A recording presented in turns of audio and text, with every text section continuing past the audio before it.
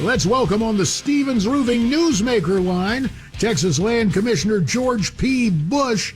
Commissioner, welcome to the broadcast. Good to be with you, JD. And George P., I guess we first met face-to-face when I was serving in Congress, and some years have passed. I guess the first question is, my kids don't want to have a thing to do with elective office.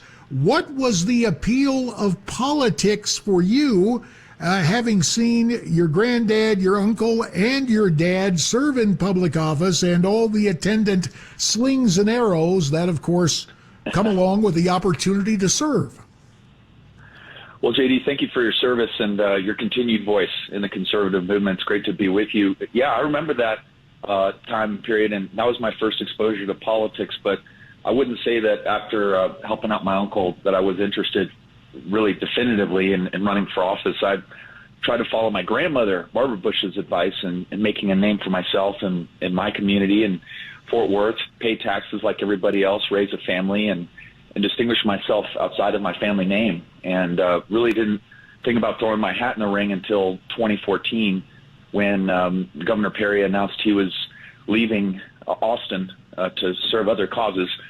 And it provided an opportunity to serve in this role as land commissioner, helping military veterans respond to natural disasters, manage the oil and gas and commercial assets for the state. And it's been a great run these last 7 years, but now in the ring for AG. And you mentioned land commissioner, and it's a big gig. It's an important office. What compelled you to make the decision to challenge the current attorney general for this job? Well, we've accomplished a lot these last 7 years. We've restored integrity. We've created a transparent agency for your listeners in San Antonio. We've done a great job with the Alamo when it was falling apart and ignored by the state legislature. We've now raised the awareness around probably the most important historic landmark in our state. And my wife and I, thinking very deeply and praying on this with our two boys late last year when the FBI announced their investigation into Ken Paxton's personal and professional affairs, we knew that we could offer something different to Texans that would allow us to restore integrity, being a constitutional conservative, punching up against the Biden administration, but also punching down against liberal progressive mayors and county judges here in Texas. So I've now been on the campaign trail for about 7 months, spreading my message, and we're really excited about where we are in this race. Our guest, Texas Land Commissioner George P. Bush, a candidate for Attorney General in the Republican primary coming up in March against the incumbent Ken Paxton and Congressman Louis Gohmert. So, George P., I guess Louis is a newcomer to the race.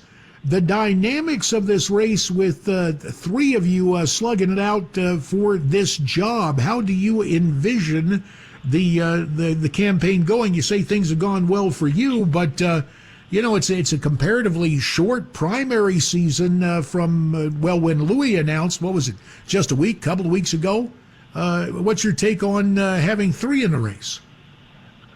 Well, I think it's a clear indictment against Ken that Louis, after serving, I think, close to 20 years, a safe congressional seat, to run for the Attorney General's office and state government, is an indictment against our current Attorney General. We're all for America First policies, but this race is really going to be about who can restore character and integrity to the top attorney position in our state.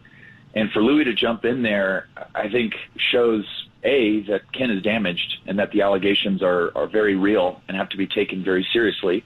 And these are allegations ranging from bribery to corruption to abuse of office. But B, Texans in the grassroots, and I know Louis's been talking to them as well. We've been the only ones that have showed up at debate forums. Ken won't show up at any of them.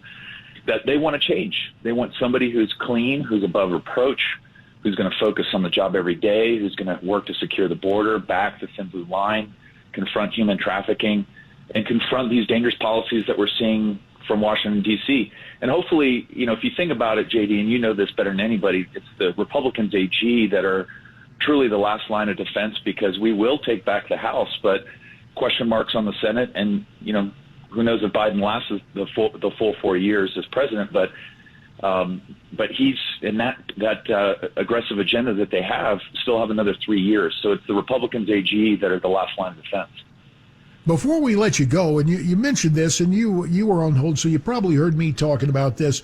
Look, your dad was quoted in the presidential campaign as saying, quote, illegal immigration is an act of love.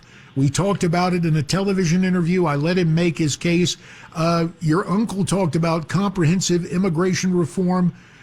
Your grandfather had a little bit different position, but I guess the larger question is it unfair? You obviously have the last name Bush. I guess there's some skepticism. Let me just lay it out there. Are you going to stay tough on the border, or will we see overtones of what your dad advocated as governor of Florida, as a presidential candidate, or your uncle as president, or your grandpa? Well, in this Christmas season, I should probably recognize that I obviously love my family and respect their public service and inspired me to get in there. But we have differences of opinion. And right now, our state is facing a crisis of epic proportions. And that's why, as land commissioner, early on this year, knowing that Biden wouldn't secure the border, I filed a lawsuit against the administration, compelling them to spend money that was appropriated for the Trump wall.